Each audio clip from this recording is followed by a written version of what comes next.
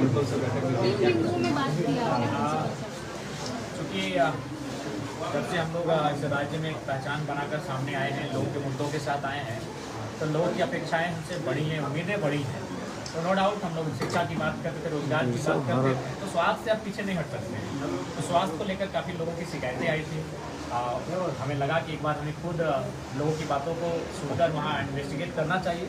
तो बाकायदा हम लोग आज यहाँ पर आए हुए थे और काफ़ी चीज़ें देखने को मिली जो शायद एक स्वास्थ्य के अस्पताल में इन सब चीज़ों को नहीं देखना चाहिए था। सबसे पहली बात, पानी की व्यवस्था नहीं, शौचालय में की ठीक से व्यवस्था नहीं है। उसके बाद दवाइयों के लिए देखिए कहीं ना कहीं बाहर से मेडिकल शॉप से खरीदना पड़ता है, जबकि लोग यहाँ एक उम्मीद के साथ आते हैं कि जब यहाँ हम जाएंगे तो फ्री में इलाज होगा, और गरीब गुरबे लोग यहाँ आते हैं। नो डाउट ये अस्पताल शहीद निर्मल महतो अस्पताल कॉलेज जो है, ये कहीं ना कहीं गरीबों के लिए संजीवनी के कार्य कर रहा है, नो डाउट। लेकिन इसके बाद भी अगर सरकार जिस प्रकार से हम देखिए कर रही है और जिस प्रकार से समस्याएं सामने आ रही है, जिससे प्रतीत हो रहा है अगर इस अस्पताल की स्थिति को अगर सुदृढ़ किया जाए तो बहुत सारे लोगों को राहत मिलेगा। राहत नहीं मिलेगा, जान बचाई जाएगी।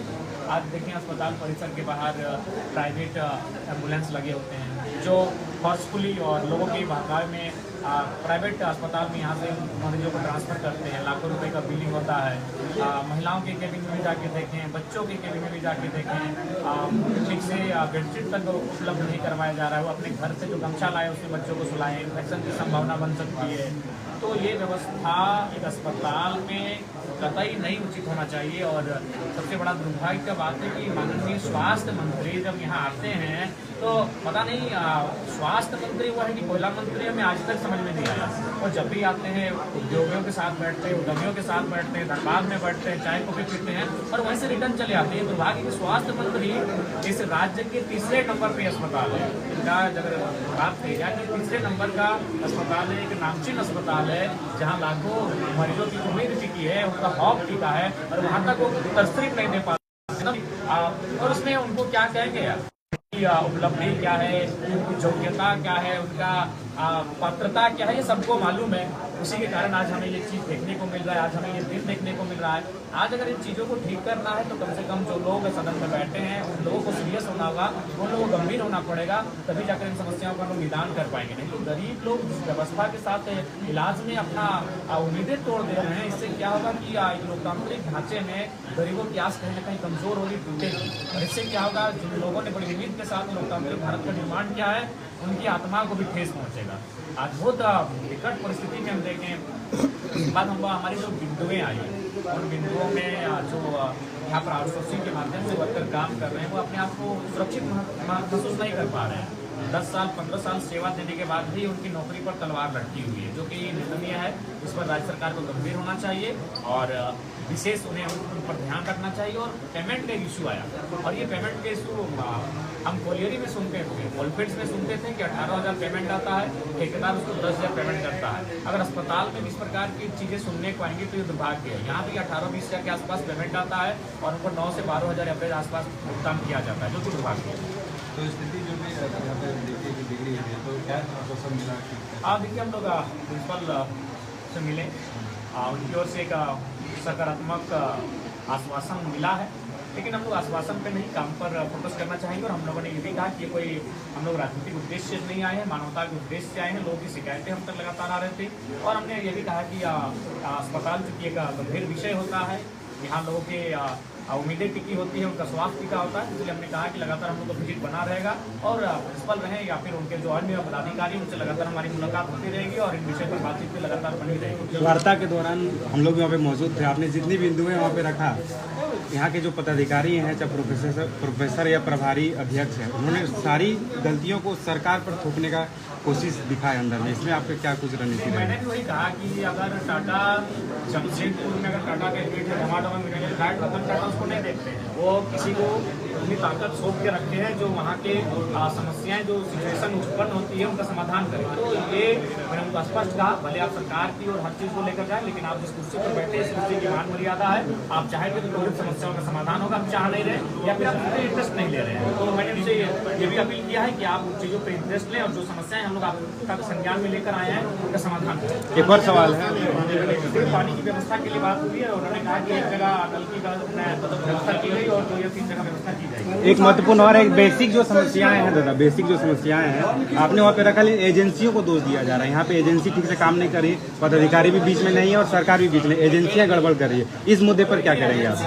कहीं ना कहीं मुनाफा कमाने के लिए आती है, सरकार को एजेंसियों पर सोचना चाहिए। आज आप शिक्षा और स्वास्थ्य को यूं एजेंसियों के हाथों नहीं बेच सकते, उनको टेंडर में नहीं डाल सकते, उनको ठेकेदारी प्रथा में नहीं डाल सकते। ये दुर्भाग्यपूर्ण है कि आप अस्पताल जैसे गंभीर विषय में आप अगर एजेंसियों के हाथों आप लेकर बैठे हैं, जो मोटा मुनाफा लेकर वर्कर्स अपॉइंटमेंट करते हैं, मोटा मुनाफा के साथ हड़ताली करते हैं, तो ऐसे में एजेंसियां दोषी हैं। एजेंसियां नो डाउट कटघरे में खड़ी हैं, लेकिन उन पर सरकार को गंभीर होना चाहिए, क्योंकि सरकार के अंतर्गत एजेंसियां आती है। सरकार को गंभीर होकर इन एजेंसियों पर कहीं न कहीं कंट्रोल, नियंत्रण रखना चाहिए। तो क्या लगता है कि सरकार गंभीर है स्वास्थ्य को लेकर? सरकार बिल्कुल गंभीर नहीं है। सरकार इस बात को लेकर चिंतित है कि माननीय मुख्यमंत्री का बेल कब होगा। एक व्यक्ति के पीछे वो सारी सौस, सारी ताकत, सारी ऊर्जा लपेट के रख दिए हैं। आज यहाँ मरीजों की स्थिति बहुत ही खस्ता हाल है। यहाँ विजिट होना चाहिए, यहाँ लगातार सरकार के जो पदाधिकारी है उनका विजिट होना चाहिए, सरकार के मंत्रियों का विजिट होना चाहिए। अगर आप अस्पताल जैसे है और आपको जनता की सुख सुविधा से कोई वास्ता भी नहीं, जी नहीं, क्या काम कर रहे हो तो दिख रहा है। आप अगर ठीक है काम कर रहे हैं बन्ना गुप्ता जी, तो उनसे कहिएगा कि आप कम से कम एक फोटो तो अपलोड, एक फोटो तो दिखा सकते हैं। SMNCH का मैंने दौरा करते विजिट करते हैं, कि आपके पास एक तस्वीर दिखाइए, साझा कीजिए। हम देखना चाहते हैं कि आप कब आए थे, किस तारीख को आए थे और किन आपके अपने जगहों पर जाकर आपने निरीक्षण किया है, किनके साथ आपने वार्तालाप किया है, किन मरीजों से आप मिले हैं, इनका सुख दुख का हाल चाल लिए देखना चाहिए। आप आते हैं, आके धनबाद में बैठते हैं, कोयले की चर्चा करते हैं, आप कैसे आपको फंडिंग मिलेगा उसकी आप चर्चा करते हैं। तो ये बेवकूफ़ बनाने कार्य बन्ना गुप्ता जी नहीं कर सकते हैं। कहीं ना कहीं आज स्वास्थ्य मंत्री कटघरे में अगर हमारी स्वास्थ्य की व्यवस्था लचर है तो आपको त्यागपत्र दे देना चाहिए। सर एक और महत्वपूर्ण सवाल है, अगर वो नहीं पूरी होगी तो फिर आपका अगला एक्शन क्या होगा? देखिए हम लोग फिर अगला कोई रास्ता तैयार करते हैं। एक अस्पताल हो जाता है, नो डाउट आपके मन में जो सवाल आ रहा है उस सवाल को समझ रहे हैं कि हम लोग का परिचय ही आंदोलन से है, लेकिन अस्पताल का क्षेत्र सेंसिटिव होता है। यहाँ अगर हम लोग आंदोलन के लिए आते हैं तो उसके लिए तरीका अपनाना है और उन तरीकों को हमें पहले गहन चिंतन मंथन करना है। हम लोग कंपनियों में जाते हैं तो ज़्यादा नहीं सोचते हैं, हम लोग किसी भी विषय में आंदोलन करने के लिए जाते हैं तो हम लोग कुछ भी नहीं सोचते हैं। लेकिन अस्पताल है, यहाँ मरीजों के जीवन का सवाल है, तो हम अगर आंदोलन के लिए जाएंगे तो हमारे आंदोलन से रूपरेखा क्या होगी, उसका जो तरीका क्या होगा, उन चीज़ों पर हमें मंथन करना होगा। आप लोग घंटों से आप दौरा किए हैं, लोगों के मन में एक सवाल उत्पन्न हो रहा था कि आज आप फिर किस अधिकार और किस तरह से आप यहाँ पर दौरा करने आए हैं? देखिए अधिकार की कोई विषय बात नहीं है। हम लोग एक जनप्रतिनिधि के रूप में बातचीत नहीं हुए हैं, लेकिन इस राज्य की जनता हमें उम्मीद के दृष्टिकोण से देखती है। तो हमें नो डाउट आपके मन में जो सवाल ये भी है कि हम लोग किसी विभाग के नहीं है, तो इसलिए हमने सूचना दी है। हमने स्थानीय थाना प्रभारी को सूचना दिया था, हमने स्थानीय यहाँ के जो बदलाव लेकर आए थे और विधिवत तरीके से ही हमारा यहाँ आगमन हुआ।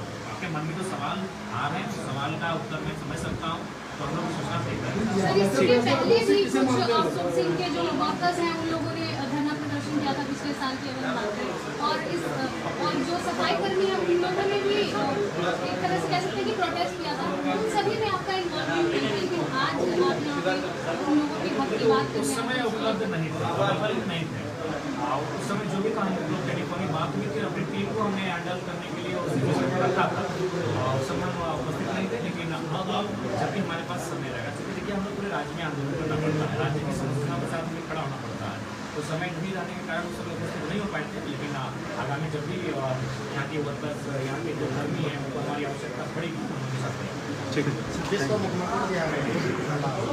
आए तो कम से कम अस्पताल का हाल देखना चाहिए, अस्पताल की विषय होना चाहिए और बातचीत नहीं होना चाहिए, समाधान करने के कदम उठाने चाहिए।